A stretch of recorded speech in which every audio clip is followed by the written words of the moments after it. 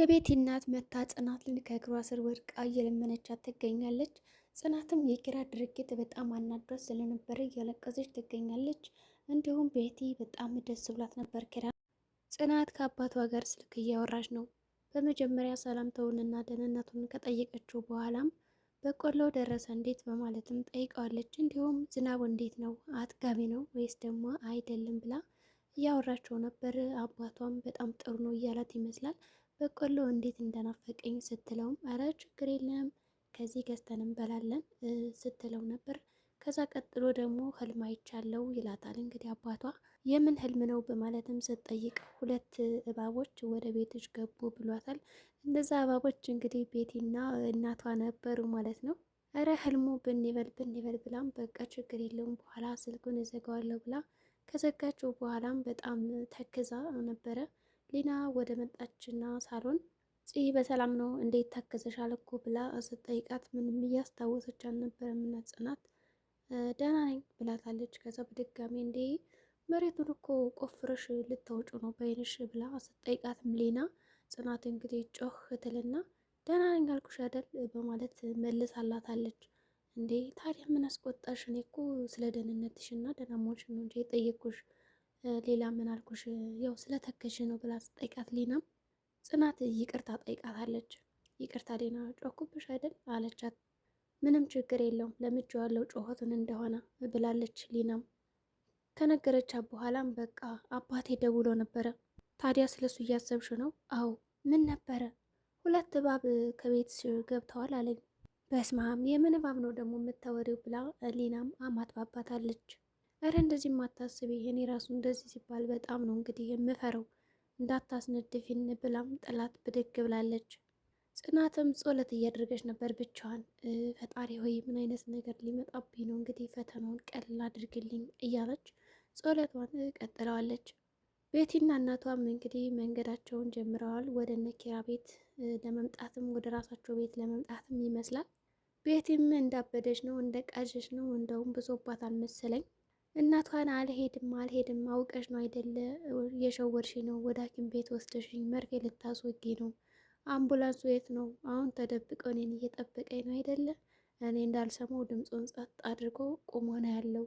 አልሄድም እያለች እናቷ ጋር ስትታገል ነበር። እናቷም አይደለም አንቺ በጣም ከምትወጁ ቦታ ነው የምወስድሽ ዛሬማ እንደውም አምቡላንስ አይደለም እባክሽ ልጅ የተረጅኝ እወድሻለሁ እኔ እኮ እያለቻት ነበር። ኪራም በመንገዷ ቆማ አያት ማለት ነው። ኪራ እንግዲህ ሲያያት በጣም አዝኖ ነበረ። ቤቲም እንዴ እማዬ ኪራ ነው አይደለ እኔ ያየሁትን ነገር እያየሽው ነው በማለትም ጠይቃታለች። አዎ አይቼዋለሁ ስትላታለች ማለት ነው እናቷም። ኪራም ጠጋልና ግን ለምንድን ነው ልብስ እኮ ቀይራል ምናምን እያለችው ነበረ። ኪራም ወደ ቤቲ ጠጋልና ደህና ነሽ ቤቲ ብሏታል። እማዬ ድምፁን ሰማሽው እንዴ እሱ ነው እኔ አላምንም እያለችም እየጮኸች ነው። ታዲያ የልጅሽን ፍቅረኛ እንደዚህ ነው እንደ የምትቀበየው? ወደ ቤት ግባ በይው እንጂ ብላም እናቷ እንግዲህ አስገድዳ ወደ ቤት እንዲገባ እያደረጉት ነበር። ኪራም ቤቲ አይ ስራለኝ አልገባም ይላታል። እናቷም እባክህ ወደ ቤት ግባን ሄድ ቤቲም ቆንጆ ምግብ ነው የሚሰራለ ብላ በጣም ተደስታ ነበር ኪራም ስታየው። ናሆም እና ምሩ ናሆም ቤቱን እንግዲህ በሻማ ፏ ደመቅ ሽብርቅ አድርጎ ቤቲ እየጠበቀ ነበር። ምሩም እንግዲህ እንደተለመደው ወደ ቤቷ ስገባ ያልጠበቀችው ነበር ያገኘችው። ሻማው ቤቱ በርቶ ደመቅ ብሎ በጣም ተደስታ ነበረ። ናሆሚ ምንድን ነው አለች። ይህ ሁሉ የምታየው ነገር ለንግስቴ ነው ብሏታል። በጣም ተደስተው ነበር። እኔ እኮ ማታ ብላ ነገሩ ልትጀምረው ስትል አይ የማታውን ታየውና አሁን ፍቅራችንን እናጣጥም ብሏታል። ለሚስቱ እንደዚህ የሚያስብና የሚጨነቅ ወንድ ግን እየታለ ብላ ስትጠይቀውም ይኸውን ያለው አይደል ብሏታል። አይንሽን ጨፍኝ ካላት በኋላም ሰርፕራይዝ አድርጓታል። ታገቢኛለሽ የሚል ቃል አቅርቦላት ነበረ። ምሩም ምንም ሳታቅማማ እሺ ነው ያለችው።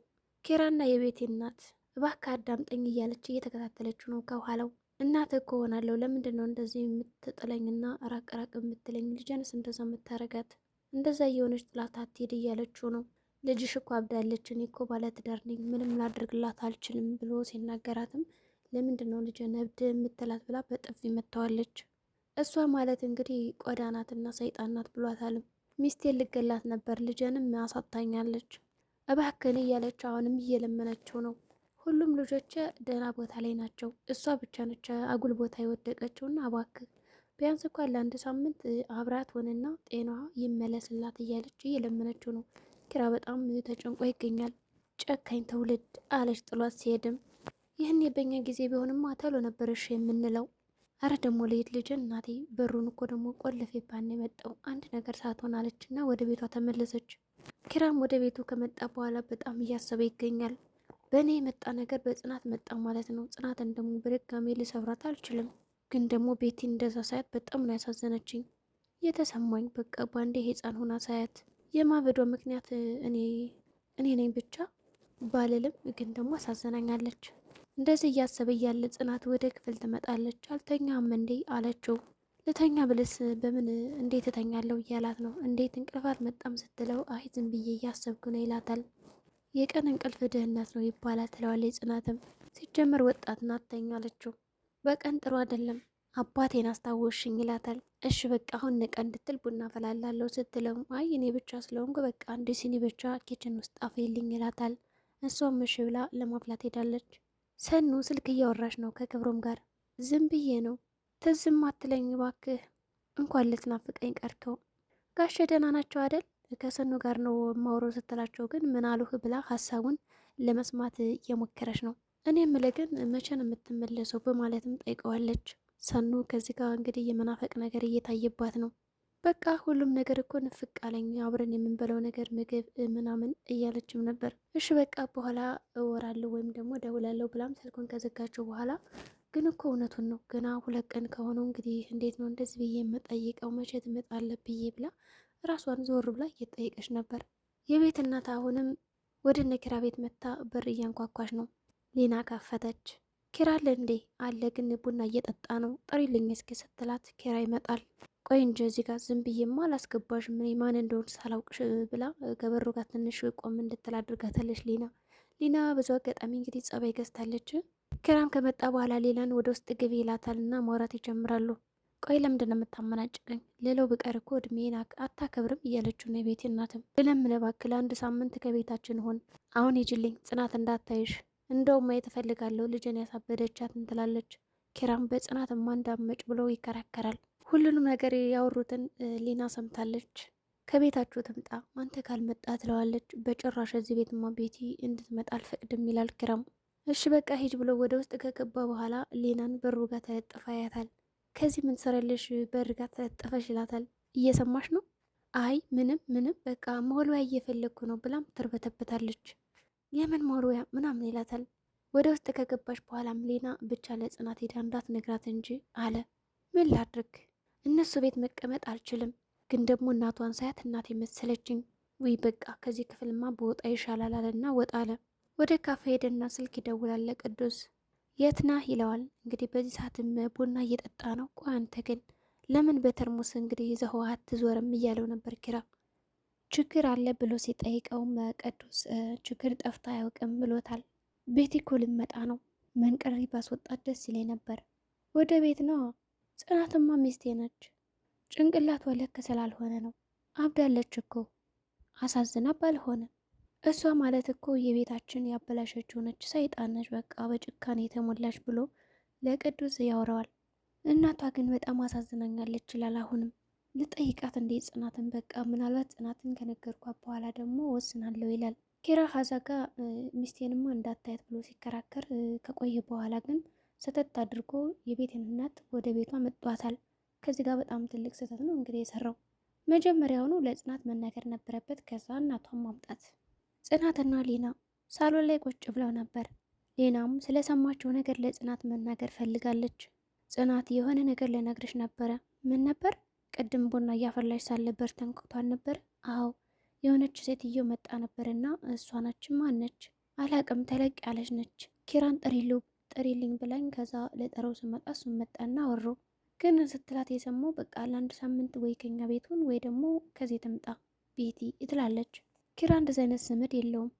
በኪራና በእኔ መካከል ወሬ ማመላለሽን አቆሚ፣ በትዳራችንም ጣልቃ አትግቢ ብላ ቆጣ ብላ ጥላት ሄደች።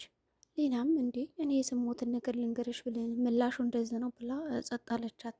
ኪራና የቤት እናት አሁንም እዚህ ምን ትሰሪያለሽ ይላታል። ካፌ ነበር ልጅ እባክሽ በለኝ ተለመነኝ እያለች አሁንም እየለመነችው ነው። ያበደችው እኮ ልጅ በአንተ ምክንያት ነው፣ በእኔ ምክንያት አይደለም ያበደችው፣ ራሷን ባለማሳመኗ ነው። እሺ በቃ አንድ እድል ብቻ ስጠኝ፣ ሚስትህን ላውራት ትለዋለች።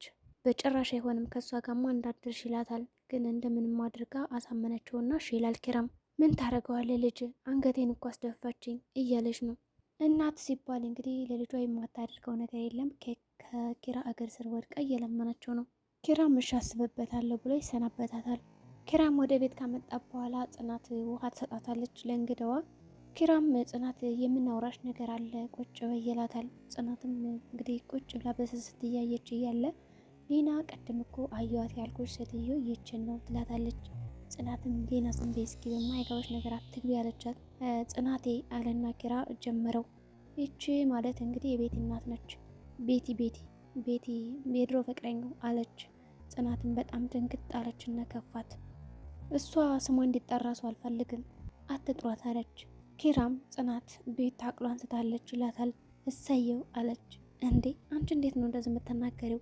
ቅልብ እንዳለች ነበር የሰማሁት አለች እናቲቱም። የወጋ ቢረሳ የተወጋ ይረሳም ብላ ጽናትን በጣም ተናደነች።